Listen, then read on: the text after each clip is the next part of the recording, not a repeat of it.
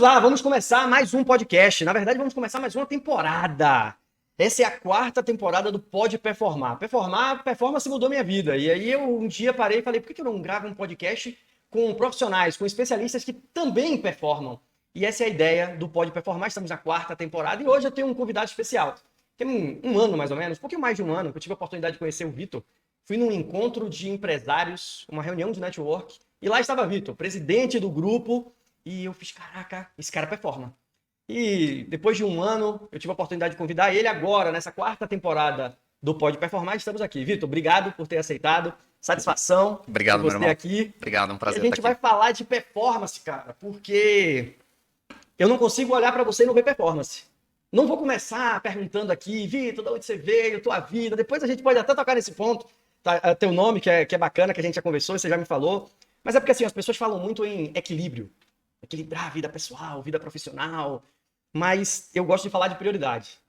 E aí, quando a gente vai vendo um pouquinho do que você traz, a gente vai entrar no conteúdo, o que o Vitor pensa da vida pessoal e profissional para a gente já começar assim, para performar? Pancada. Bom, primeiro, agradecer o convite, é um privilégio, um prazer conviver com pessoas como você, Cris, é um cara iluminado, desde a primeira vez que a gente se encontrou, a gente já se identificou. Pois é. A gente entra para rachar, para fazer as coisas, é essa a pegada, né? E ouvir de você que você enxerga isso em mim, então eu me sinto muito honrado. Tamo junto. E esse convite realmente foi muito agradável e dividir esse tempo aqui com vocês, poder trazer algum insight, alguma coisa nesse sentido. O que você falou, praticamente, eu acho que é matador, porque quando a gente fala sobre ter uma questão de equilíbrio, performance e foco, né, prioridade, não existe equilíbrio, cara. É complicado. Eu acho que o equilíbrio em si, a gente tem que procurar conciliar as coisas, né? Acho que o equilíbrio em si vai estar tudo bem. Quando está tudo equilibrado, não tem alguma coisa que está te desafiando.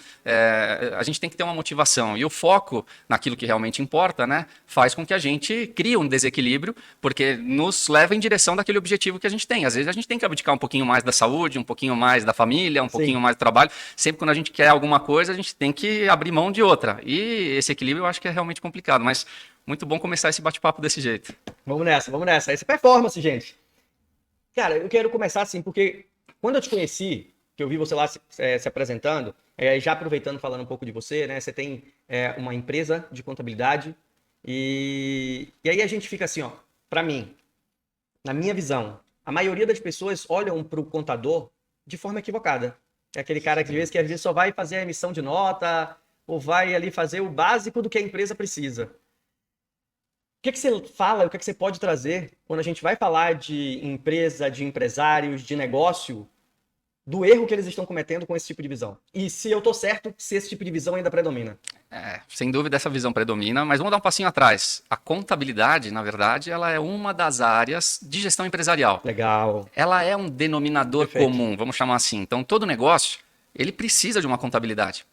Infelizmente ou felizmente, a gente sabe que existem regras, leis que precisam ser cumpridas e não importa qual seja o tipo de empresa. Vamos chamar assim, o microempreendedor individual é o único que hoje não tem a obrigatoriedade de ter um contador responsável, mas ele é obrigado a fazer a gestão do próprio negócio. Sim. Quem não faz gestão do próprio negócio, você não mede, não controla. Se você não mede, não controla. Se não controla, você não melhora. E aí o cara depois quebra antes de completar um ano, antes de completar 5 anos, e bota a culpa no governo, bota a culpa no mercado, bota a culpa no dólar. Mas ele esquece de fazer a própria lição de casa. Então, a contabilidade em si, ela é uma das áreas dos nossos negócios. A gente tem um grupo empresarial. Legal. Nasce esse grupo com uma visão de gestão estratégica. Então, o fundador é meu pai, é um cara que há 27 anos sai de uma multinacional e para não ir trabalhar numa concorrência, ele acaba abrindo uma consultoria, ele recebeu 4 propostas para ser presidente de outras companhias, ele falou, em vez de escolher uma, eu vou abrir uma consultoria e vou atender todas. Top. Então, a gestão estratégica de negócio, pensar que ele pensou nisso há 27 anos atrás e hoje a gente conhece os termos de CFO as a Service, ele fez um CEO as a Service no passado. E a gente tem hoje uma visão assim muito clara de que o empresário ele é muito solitário. O empresário que não tem sócio, o empresário que acorda, sai de casa e vai buscar dinheiro, ele tem que entender de tudo. Ele tem que entender de venda, ele tem que entender de operação, ele tem que entender de financeiro. E muitas das vezes o cara é bom numa área específica. Ele não consegue ser bom em tudo. E aí a contabilidade, a gente traz assim uma visão de que não importa qual seja a área. Vamos falar de vendas, vamos falar de receita, vamos falar de... A gente olha pela contabilidade isso. Vamos falar de inadimplência, vamos falar de contas a receber, do financeiro, tal, tal, tal. Está na contabilidade isso. Vamos falar de operação, de eficiência, de custo, de gestão. A gente enxerga pela contabilidade. Sim. Então, a contabilidade, quando vista de uma forma como uma ferramenta que apoia a tomada de decisão do empresário, é um game changer aí. A gente muda o jogo olhando através do balanço. A gente tem ali as demonstrações financeiras, né? Mas a gente pega um fluxo de caixa. Aí a gente fala, pô, meu fluxo de caixa está positivo, minha empresa está bem pra caramba. Só que você olha um DRE, no DRE a empresa está no prejuízo. Então, ter dinheiro não significa que você tem lucro. Às vezes você tem caixa, mas não tem resultado. E aí, quando você pega um balanço patrimonial e cruza as 3 demonstrações, você vê o quanto que o cara faturou, mas ele ainda não recebeu. Sim. Você vê que o que ele tem ali, assim, já faturado e que ele ainda tem que absorver uma série de custos que estão ali. Então, o cara vê dinheiro na conta e fala, pô, legal, meu Prolabore é um erro fantástico que a gente escuta também. Não, meu Prolabore num mês é 20, no outro mês é 50. Não, Prolabore é uma coisa. Lucro é outra. Então, quando a pessoa começa a entender que essas ferramentas ajudam a alinhar com a direção, onde eu estou, onde eu quero chegar, qual é o caminho que eu preciso percorrer, e as ferramentas de gestão, hoje a gente tem vários RP, sisteminhas e tudo mais, mas quem faz a gestão sem olhar para a contabilidade, a gente olhar as demonstrações financeiras, contábeis e econômicas do negócio, é como dirigir um carro olhando para o retrovisor ou um avião sem você enxergar nada ali, não tem ferramenta nenhuma, você não sabe se você está mais perto do mar, de uma montanha. Só que sem a prática também, né? E normalmente a gente percebe que é o que acontece, né? 60% das empresas acabam quebrando antes de completar os 5 anos por falta de gestão, e a contabilidade é o que consolida tudo e que seria o final, mas ela é o começo. É o começo. Perfeito. É através dela que a gente consegue tomar melhores decisões. Cara, é uma resposta que a gente poderia fazer assim, ó. Para, acabou, assiste de novo, porque isso aqui já é um resumo top. Só que você tocou num ponto que eu sempre gosto de trazer, né? Eu tive a oportunidade de trabalhar 5 anos como parceiro Sebrae, na criação de empresas, montando plano de negócios. E você trouxe aí, né? Poxa, as empresas quebram nos 5 primeiros anos. E é incrível como a gente tem esse dado há mais de 20 anos e ele não muda. E a gente não consegue entender o que é que precisa fazer. A empresa precisa ter clareza. Não é se eu tive uma ideia incrível de criar um novo microfone, mas é como eu vou conseguir gerenciar isso. O brasileiro é um ótimo empreendedor. Sem Empreender, dúvidas, sem ir lá e suprir a necessidade do mercado. Agora, empresariar, pegar aquele negócio e fazer a gestão daquilo, isso é fundamental. Quando a gente olha para o futuro, Vitor, na situação que a gente está hoje, com IA, com tecnologias, você acha que isso atrapalha a visão faz com que um empresário, o especialista, ele olhe menos, às vezes, para esse ponto tão importante que é a gestão estratégica empresarial, olhando para o dinheiro, porque ele fica tão focado. Qual a minha pergunta aqui? Que você falou, às vezes é o final, mas ela é o início.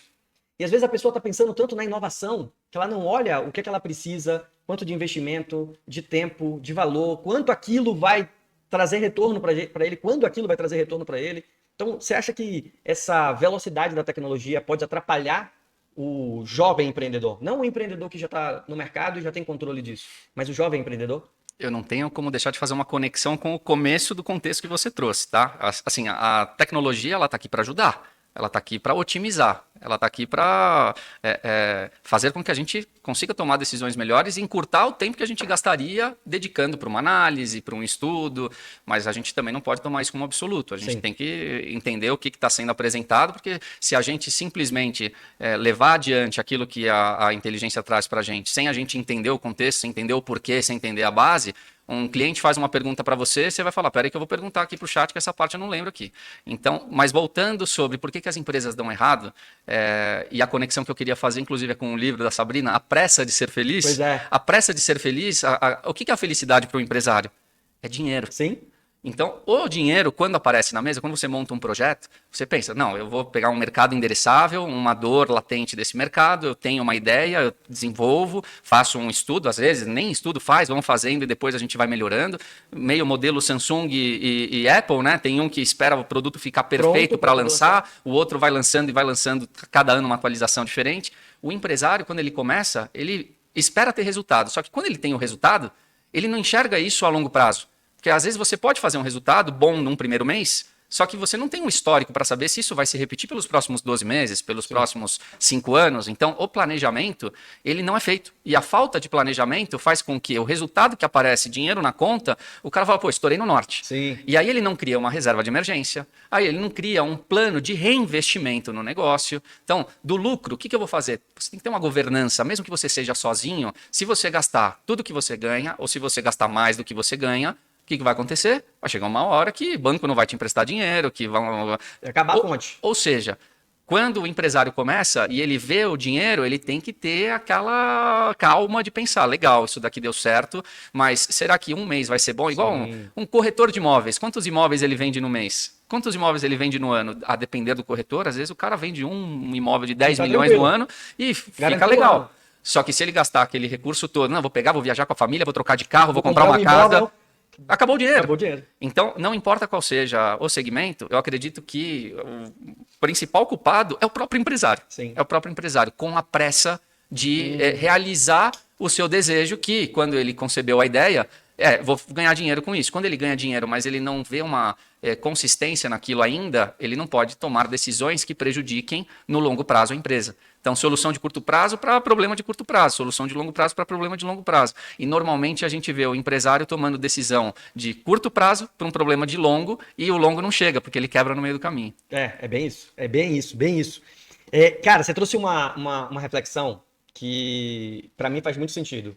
Porque, gente, a gente não aprende, por isso que a gente tem que procurar especialistas, né? Quando eu fiz meu maior faturamento, a primeira vez que eu fiz meu maior faturamento, trazendo aqui números, né? Foi a primeira vez que eu fechei um contrato de 100 mil. Nossa, eu achei que ali eu ia conquistar o mundo, né? Só que naquela hora que a gente colocou todo o valor e que a gente pensou, aí depois a gente foi para a planilha e a gente fez assim, opa, mas quanto a gente investiu para chegar nesse cliente? Quanto tempo a gente levou? Quanto recurso a gente precisou? O que a gente precisou fazer para que a gente conseguisse chegar nesse cliente e fechar esse contrato? Então aí você começa a ver que aquele 100 mil não é mais 100 mil, porque você tem que ter o retorno daquilo, né? Pensando agora, trazendo para uma realidade agora de planejamento estratégico, de finanças, de contabilidade. Existe regra que eu não posso fugir para que eu não me perca na contabilidade do meu negócio? Uma regra, assim, se você pudesse colocar assim, ó, tem 3 coisas que para mim são regras que não podem deixar de acontecer. Bom, vamos lá. Quando você faz uma proposta, foi o que você falou, você olhou o número que você Final. apresentou. Mas a precificação, ela envolve vários fatores. Sim. E o principal deles hoje, nosso sócio, às vezes é majoritário, mas nosso sócio, independente de qual seja a empresa, é o governo. Sim. Então, a carga tributária, ela determina a parte da precificação. Então, um bom planejamento tributário determina, às vezes, um cliente que tem uma margem de 5%. Se você consegue otimizar a carga tributária dele em 5%, você dobrou 100%. Você conseguiu aumentar 100% a margem dele. Então, na precificação, que é uma das coisas inegociáveis, é ter uma boa gestão de custos, Legal. uma boa gestão tributária e, no final das contas, eu acredito que a parte comercial, tem muita gente que acaba se posicionando por preço. E aí é uma briga naquele mar vermelho que eu acredito que as pessoas têm que revisar e não olhar para a concorrência apenas. Sim. Porque tem muita gente que fala, não, mas se eu praticar esse preço aqui, mas os teus diferenciais competitivos e comparativos te posicionam de uma forma diferente, que você pode cobrar mais do que o teu concorrente, cobra. Sim. E aí a questão da precificação envolve também o teu apetite. Então, precificação, gestão de custos e apetite. Porque, a depender do teu posicionamento, eu prefiro ter um cliente que me paga 50 mil por mês do que 100 clientes que me pagam 500. Isso quer dizer que é regra? Não é regra, não é receita de bolo e vai depender de cada perfil de negócio.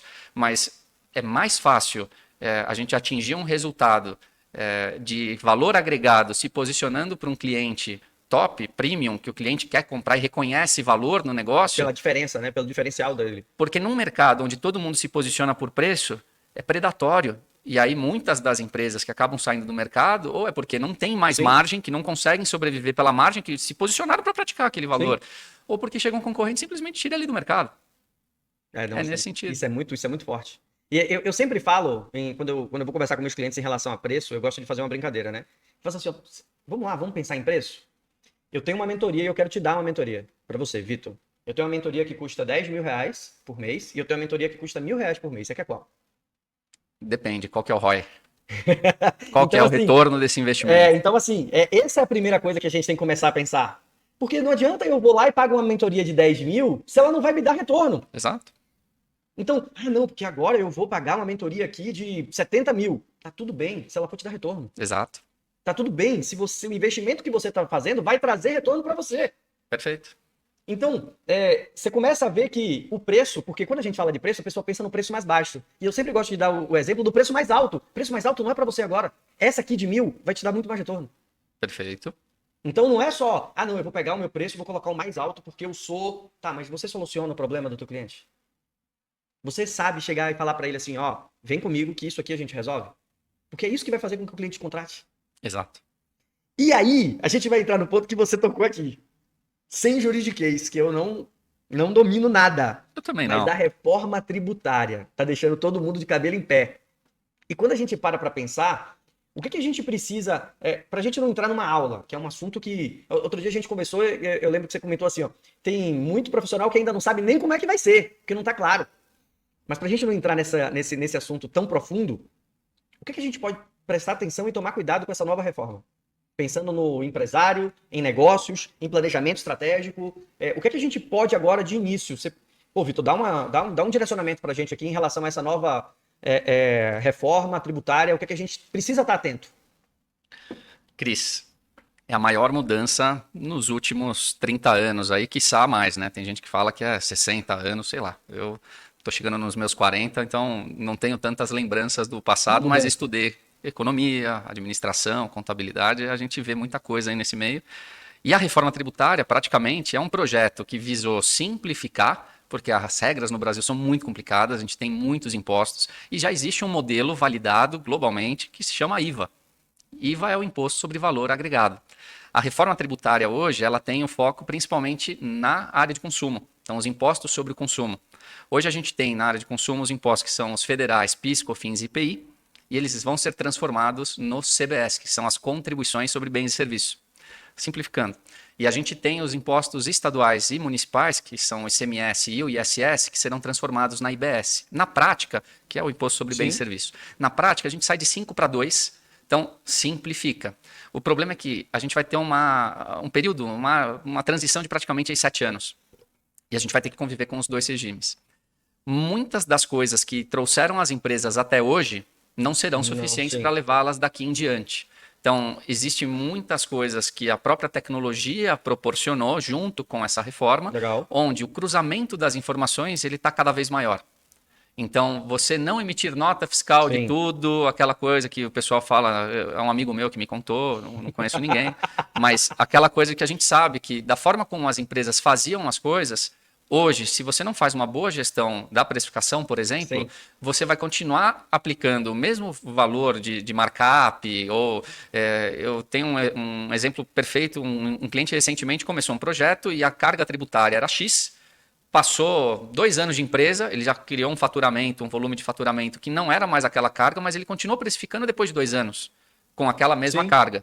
Então, hoje, a carga tributária, ela, acabei de falar que... Vai corrigir isso por causa dos dados, né? A mudança da forma como é feita a cobrança das alíquotas dos impostos faz com que a gente tenha que revisar toda a nossa base contratual. Então, a partir de 2027, a gente já tem a extinção de PIS e COFINS, então a gente deixa de ter PIS e COFINS, e a CBS ela já entra em vigor aí. O IBS ele só entra em vigor em 2033 na sua totalidade, ele vai ter um período de transição a partir de 2029. Então, basicamente, é o momento de revisar o teu modelo de negócio, entender quais são os impactos que a reforma tributária traz para o teu negócio.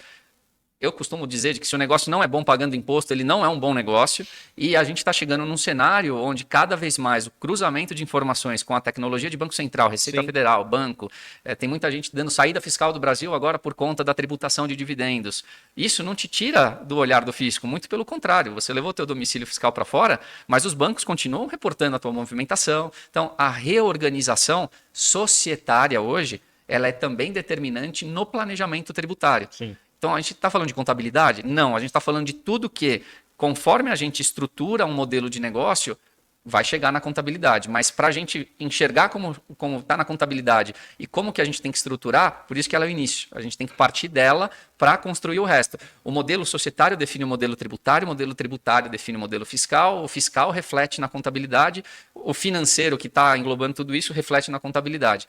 Então, não é a gente faz desse jeito que a gente acha melhor e depois se chegar lá na ponta e a conta não fecha, a gente revisa o modelo. E é aí que entra o papel de uma contabilidade, uma gestão estratégica do negócio, uma controladoria estratégica, porque a partir dos dados a gente consegue estruturar melhor uma organização societária, um planejamento tributário. Então, os clientes chegam para mim e falam, Vitor, o que muda para mim? Qual que é o regime tributário que eu tenho que ir? Excelente pergunta já. E eu pergunto para eles, qual que é o teu planejamento desse ano? Qual que é o teu orçamento? Boa. E a cada 10, 8 me respondem, mas eu não tenho orçamento para esse ano. Então, se você não tem um orçamento, você não sabe para onde você vai. Se você não sabe para onde você vai, qualquer caminho serve. Não, muito bom, porque é impressionante, porque a gente vê a maioria dos profissionais, e quando eu trago aqui, gente, profissional, especialista, empresa de grande porte, empresa de pequeno porte, eu não consigo trabalhar sem meta. Isso foi algo que eu consegui colocar meu foco. Então, se eu sei o que eu tenho que fazer hoje, para mim eu fico muito mais direcionado para as minhas tarefas. Se eu simplesmente venho para cá, eu acho massa quando eu vou fazer o planejamento de algum profissional, ele fala, não, amanhã eu estou no escritório, eu vou trabalhar. E qual a primeira tarefa, qual a segunda tarefa? E principalmente falando das metas. O quanto eu tenho para gastar esse mês, para investir esse mês, sendo em marketing, sendo numa compra de alguma coisa para o seu negócio, enfim. E também dos ganhos. Quanto eu preciso faturar esse mês? Quanto eu preciso vender esse mês? Como é que a gente consegue pegar esse assunto que você trouxe, que é um assunto mais complexo, não é um assunto para todo mundo, por exemplo, não é um assunto que eu domino, eu tenho que ter uma contabilidade, eu tenho que ter um especialista, eu tenho que ter um consultor que consiga me direcionar para o que eu tenho que fazer. Assim, quando eu vou fazer investimentos, eu não sei fazer investimentos. Eu não sei olhar qual é o melhor investimento que eu vou fazer, eu contrato um gerente de investimentos. Como é que a gente consegue pegar esse assunto, desculpa a palavra, mais chato para a maioria e colocar ele de forma mais leve? Cara, eu sinceramente acredito que é o que você falou, de que tem assuntos que não são para todo mundo, né? Então, além de meta, é importante ter método. Legal. Né? A gente vai falar de aquela máxima, né? Eu quero emagrecer, eu vou perder 5 quilos. Legal, mas como? É o como que vai te levar até aquilo, né? Não, vou me exercitar, vou fazer uma dieta, Sim. Vou dormir melhor. Então, Perfeito. tem uma série de coisas que te fazem te aproximar da meta. A meta de simplificar a comunicação é um dos objetivos. Eu estou hoje dentro da Câmara e da Comissão de Desenvolvimento Profissional do CRC de São Paulo. Legal. Então, hoje, como conselheiro nessa gestão até 2029, estarei lá. Uau, são até 4 2029. anos. E o nosso papel não é só reclamar das coisas, Sim. né? A gente tem que se mexer também para tentar melhorar a condição. A gente faz o nosso melhor na condição que a gente tem, enquanto a gente não tem condições de melhor, de fazer melhor ainda. Perfeito. Mas a gente tem que também procurar levar isso. Então, acredito que a educação é a base fundamental para tudo isso. E por que muitas empresas vão mal e muitos contadores acabam sendo vistos como essas pessoas que não conseguem traduzir essa complexidade, simplificar as rotinas, simplificar a gestão das empresas? Eu acredito que seja por falta de capacitação mesmo. Sim. E não digo que é porque a pessoa é preguiçosa. Às vezes a pessoa está lá mergulhada nas suas atividades e volta naquele primeiro ponto que a gente falou, de não priorizar aquilo que é importante. Então, é um assunto muito difícil e sem juridiquês, a gente falou aqui sobre siglas, parece que é uma sopa de letrinhas, mas tudo que a gente faz com frequência, a gente aprende. Então é um hábito. Eu não espero que todo empresário seja especialista em tributos, em finanças, ele precisa ter uma boa assessoria, só que se ele chega num lugar sem entender nada, qualquer coisa que falarem para ele vai ser bom. Então, é papel do contador, mas também é papel do empresário entender qual que é o jogo que ele está jogando. Então, a regra do jogo é muito importante para que ele não receba. A gente até divulgou recentemente uma série de notícias que, quando vem uma reforma, vem riscos e oportunidades, né? Vem ameaças e oportunidades. E tem muita empresa por aí oferecendo milagre. Então, esses milagres, eles são disfarçados e, no final das contas, acaba gerando um passivo para as empresas. A gente teve recentemente uma empresa de contabilidade fiscalizada que ela desviou mais de 80 milhões de reais de cofres públicos, porque era sonegação fiscal. Sim. Então, o empresário, ele também tem que... Qual é o jogo que ele está jogando, né? Mas o canto da sereia também ele tem que reconhecer. Quando a esmola é muito, o santo tem que desconfiar. E não existe milagre, não existe mágica, vamos sumir com imposto, vamos... Então, a regra do jogo vamos fazer um planejamento para jogar o jogo do jeito que ele tem que ser jogado. Sim. A gente consegue encontrar caminhos, alternativas, atalhos dentro da legalidade. E aí entra uma questão que a gente brinca que a legislação tributária, ela não é um trilho, ela é uma trilha. Legal. E Fala mais, fala mais. E Ela a não é um depender, trilho, é uma trilha. e a depender de como você trabalha essa trilha, você vai pagar mais ou menos imposto. E se você pagar mais imposto, o governo vai te agradecer, mas não vai te devolver. E se você pagar menos imposto, que a gente chama de elisão fiscal, a elisão fiscal é uma prática legal, a gente consegue otimizar a carga tributária das empresas. Agora, quando você sai daquela linha do mínimo e você entra para a ilegalidade, corre risco e tudo mais, aí já é uma evasão fiscal. E é aonde a gente percebe de que muita gente acredita que esse seja o único jeito da conta fechar. Sim. E aí a conta fechar é assim, não, eu não consigo pagar imposto porque senão a conta não fecha. Mas a tua precificação, ela pode ter uma sensibilidade de aumentar 10% para a conta fechar? Ah, mas meu cliente não paga 10%, então vamos voltar para a tua entrega. Sim. Vamos ver como é que está a tua entrega, porque a tua entrega vai determinar o teu preço e aí a entrega está diretamente ligada ao ROI que a gente falou. Então, Perfeito. a gente fez uma movimentação recente até, onde a gente olhou para dentro de casa, reposicionou algumas contas que a gente tinha, isso fez com que a gente perdesse 20% do volume de clientes. Sim. Mas ao perder 20% do volume de clientes, a gente aumentou em 40% o nosso faturamento. Sim. Apenas com um posicionamento alinhado à entrega e ao ROI. Perfeito. Então é isso. E eu me permita só complementar, isso tem a ver quando a gente fala de planejamento, gestão, estratégia, da empresa entender e do seu negócio você entender para onde você está levando ele, que é a visão. Ah, beleza, faturei 100 mil hoje, uau! Mas esse 100 mil está levando a empresa para onde você quer, porque não é o quanto você faturou hoje, é para onde você está levando a empresa. Quantos 100 mil você precisa faturar para que você consiga levar para lá? Mas, enfim, esse é um ponto importante. Mas você falou de algo que eu já tinha anotado aqui para perguntar, porque assim, cara, a experiência que você tem, a vivência que você tem hoje, estando à frente do conselho, não é à toa. E se a gente pudesse falar, se eu pudesse fazer uma pergunta assim, ó, Vitor, nos últimos, vamos botar 3 anos por causa da pandemia para cá, conta um exemplo, uma coisa que você viu ou que você vivenciou e que vale mais do que um MBA. Porque na prática você consegue vivenciar e ver aquilo e falar assim, é isso aqui. Nós vivemos juntos, né? Ambientes. Uhum. Acho que se você quer ter resultados diferentes, você tem Perfeito. que viver coisas diferentes. Perfeito. E aí passa por pessoas, por atitudes, Perfeito. por ambientes, e o resultado vem como consequência. Perfeito. Eu mudei o meu ambiente nos últimos 3 anos, busquei novas conexões, e naquela máxima de a gente tentar ser interessado, interessante, nunca interesseiro. Legal. Com aquela máxima também do giver's gain, né? A gente está aqui para colher aquilo que a gente planta. A gente fala que networking é um caixa eletrônico. Só que você só pode sacar aquilo que você depositar antes. Legal. Então, a gente precisa construir relacionamentos com as pessoas e levar soluções que a gente tem, mas não necessariamente só as que a gente tem. Tem muita gente que a gente pode ajudar, mas a gente precisa ser ajudado também. Então, o melhor que eu pude fazer nesses últimos 3 anos foi conhecer pessoas que me ajudaram a encontrar os atalhos que eu precisava, que já passaram pelo que eu já passei e que eu estou passando. Então, de certa forma, eu acredito que pessoas transformam negócios e negócios transformam pessoas, e isso faz com que, quando mentes mestras, né, alianças de mente mestras, faz com que a gente consiga alcançar resultados inesperados, inimagináveis. Top, top, top. Eu acho que a ambiência é um ponto fundamental. O empresário que ele se fecha no escritório dele, então para de olhar para o mercado, para de fazer network, ele vai parar. Tem uma frase do Flávio Augusto que a primeira vez que eu escutei, eu não entendi. E eu falei, não, peraí, o que ele está querendo dizer com isso? Que ele falou, se toda empresa que não está crescendo, está quebrando. Uhum. Eu fiz, ué, como assim? Aí eu, por que toda empresa que não está crescendo está quebrando?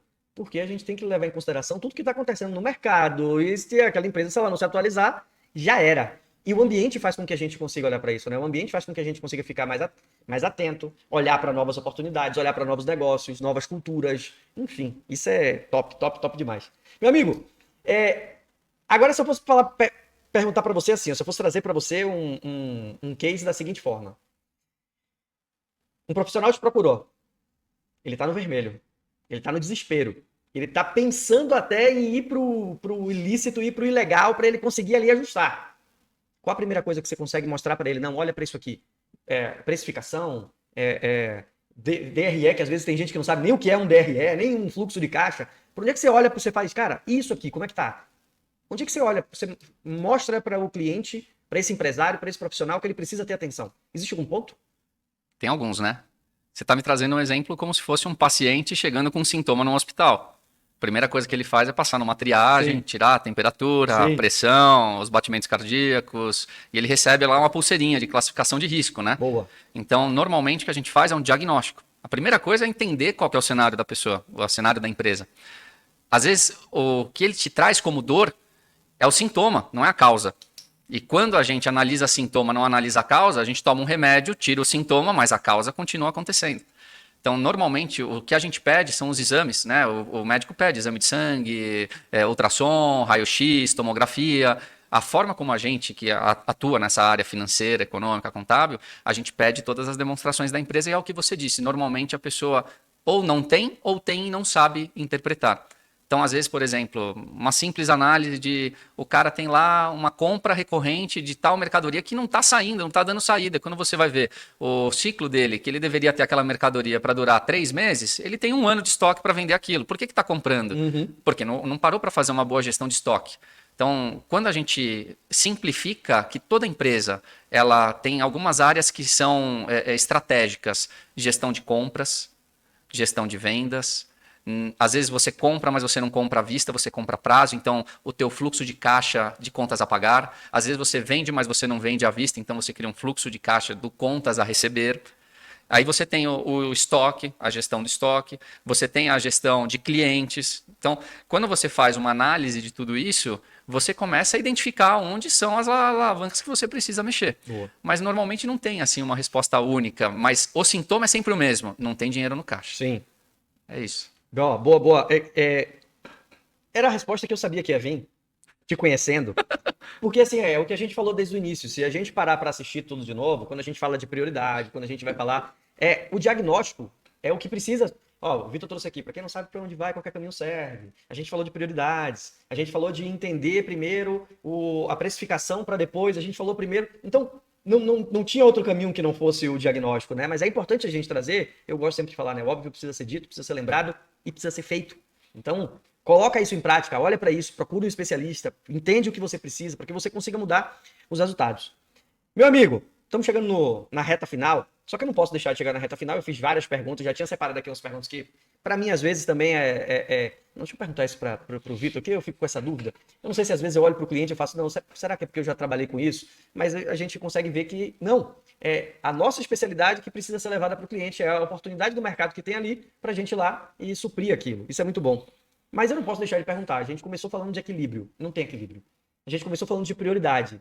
E, cara, eu sei, você é pai, você é esposo, e como é que você consegue. Aí eu vou trazer uma visão que eu tenho, tá? Eu não gosto de falar de equilíbrio, eu gosto de falar de equalização, a mesa de som. Você aumenta um pouquinho o grave, diminui um pouquinho o agudo, mexe um pouquinho no volume. Como é que você faz essa dança com tanta coisa, ainda mais agora lá na frente do conselho e continuar performando e atendendo o cliente e se atualizando? Conta pra gente. Eu procuro ser o melhor em tudo que eu faço, Cris, mas eu tenho certeza que às vezes o meu melhor não é o suficiente. Assim como o de todo mundo. Sim. Às vezes o meu melhor num dia é aqui, o outro ali embaixo. E eu me cobro muito, eu sou uma pessoa que me cobra muito. E às vezes eu também, é aquela coisa, né? Eu faço o que eu digo, não faço o que eu faço, porque a gente sabe que a gente pode fazer também Sim. melhor e que às vezes a gente está cansado. Então, deixar aqui o meu agradecimento pelo apoio à minha esposa Mariana, às minhas filhas Letícia e Luíse, que são as minhas princesinhas. E que assim, eu estou fazendo tudo o que eu posso e tudo que eu entendo que eu devo fazer para estar mais perto do meu objetivo, que é levar mais conforto para elas. Então, quando me perguntam qual é o teu sonho? Meu sonho é ver minhas filhas encaminhadas. Só que para elas se encaminharem, eu preciso construir, eu preciso me dedicar. E isso gera o desequilíbrio, né? Então, às vezes, precisar trabalhar um pouco mais tarde, às vezes me ausentar, às vezes não participar de alguma atividade que eu sei que é importante. E eu acho que o segredo de tudo isso é ter um baita de um apoio. E esse Legal. apoio hoje, seja das minha mãe, minha sogra, que também, porque a Mariana também trabalha, também tem as suas atividades. E eu acredito que ela hoje é a responsável por fazer tudo isso conciliar da melhor maneira. É claro de que eu, às vezes, poderia e deveria fazer coisas diferentes para tentar minimizar os impactos, mas a gente é ser humano, né, cara? E eu sei que eu tô longe de ser um ser humano perfeito. A gente não nasce pronto e se gasta, a gente nasce e vai se fazendo todos os dias. Boa. A gente erra, né? E erra bastante. Mas procurar sempre a gente se até aos nossos valores, aos nossos princípios, aos nossos combinados. Eu acho que quando a gente tem um bom Legal. combinado, as coisas funcionam. E a gente sabe que vai ser difícil agradar todo mundo o tempo todo. E muitas das vezes a gente deixa de se agradar, mas esse é o papel do homem, cara. E o dia que a gente não tiver nessa sensação, é porque a gente já morreu e já estamos em outra. Muito bom, muito bom, muito bom. Tem uma coisa que eu gosto, eu escrevi até no meu livro isso, que é assim, isso para mim é alta performance. Alta performance é hoje eu tô 50%, mas eu vou dar 100% do meu 50%. Alta performance a gente só alcança quando eu tenho e entendo a minha auto performance. Até onde eu posso performar para que eu consiga fazer o meu máximo hoje. Então, Perfeito. é isso que para mim você consegue ter resultados, né?